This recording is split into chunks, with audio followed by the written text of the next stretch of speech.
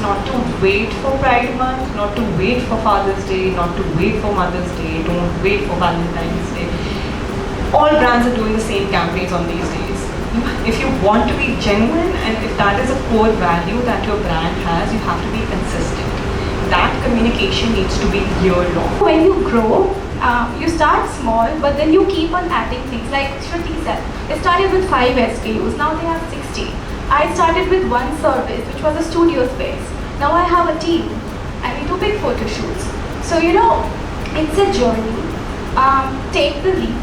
If you overwhelm yourself with a lot of research, you will end up not doing anything. Yeah. So instead of not doing anything, you might as well do something, fail at it, learn from it, and then move forward. The biggest shift we've seen here is just the proliferation of buying online. I think even 5 years ago, people didn't shop makeup online as often.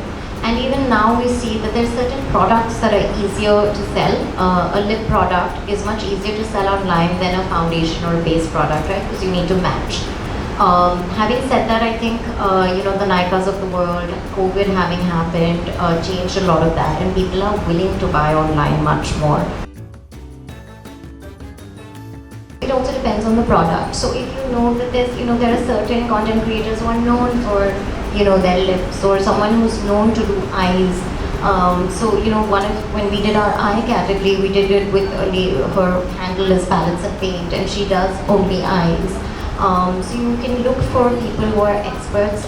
There might be someone who's an expert at base makeup or at concealers or something like that. So that's one way to go about it, depending on the product that you are doing. Is there an expert in that field?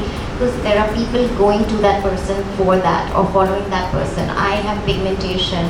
I would follow or do follow people who have ways to cover pigmentation, even skincare. People who know how to get rid of pigmentation, right? So both, one is hide it and two is also fix it.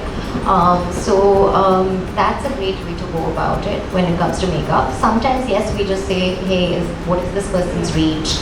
What is their engagement? Sometimes there might be someone who's done very well for us before, so we got a high number of views, or we got a high organic traffic to our website. So there's a mix of things we look at when we do. I don't think there's a one strategy. It depends on the product you're launching at that time, and it depends on who kind of works for you. Always have a profession, but the virtue of which you can be a content creator. So for you, if you are building a brand, and Pashminas are lovely, I'm going to talk to you after this. By virtue of that business, if you become a content creator, if you become a face of your brand, it's great, and it's impeccable for Gen Z to have a face of the brand, not just a product. Because Gen Z is not loyal. They're not loyal to products, they're not loyal to services. They'll change their products like this. If you become a face of the brand, people will remember you for the brand and will remember the brand for you. And that works really well for the synergy between a content creator and a brand. For a beginning, if your product life cycle, if your business is relatively new, 360 given a very bootstrap budget is not possible. You cannot afford a lot of marketing channels, and day by day marketing channels are just getting expensive. Right? You have to understand what your motive is. Is your motive reach? If your motive is reach, then you do digital. You do social media and then you run ads. Is your motive visibility? Then you can do offline. You can go to all these exhibitions that happen. You can do door to door. You can do word to mouth. You can go anywhere. Is your motive brand love equity, where you just do entertainment and forget what your product is? You need to really understand what you really want from your campaign. For a bootstrap, I would always think reach and visibility is number one. Everything comes later. You need to tell people what your product is and what your brand is doing. For that, digital is your best friend. And digital can be very expensive because you're not the only clothing brand doing sustainability. So how do you fight for space? My advice to you is get a brilliant SEO marketing person.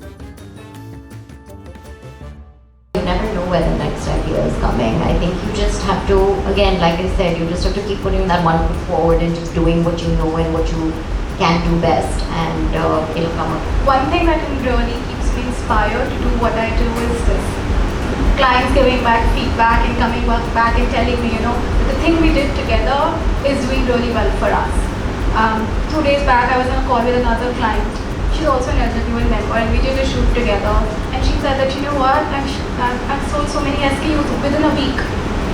So I was so excited, and it gives you a boost of confidence. It makes you think that you did something right.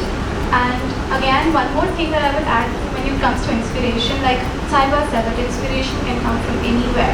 So read, listen. The world we're living in, there is access to information all the time, everywhere. You open up a phone and you're barged with information, you're barged with so many things.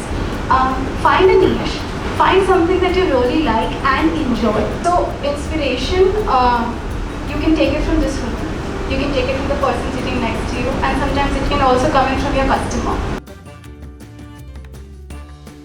We have a really good habit of comparing. I know everyone says stop comparing yourself to others. Everyone's journey is very different.